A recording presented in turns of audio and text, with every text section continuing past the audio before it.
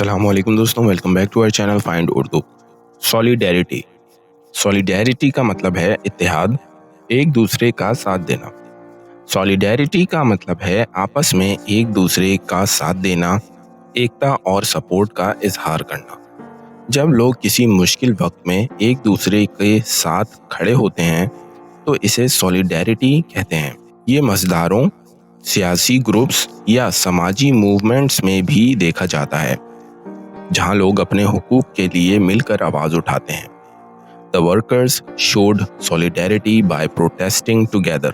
مزدوروں نے ایک ساتھ احتجاج کر کے اتحاد دکھایا۔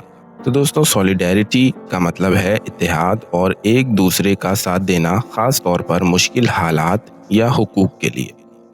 امید ہے اب آپ کو سولیڈیریٹی کا مطلب سمجھ میں آ گیا ہوگا۔ ملتے ہیں نیکسٹ ویڈیو میں، شکریہ۔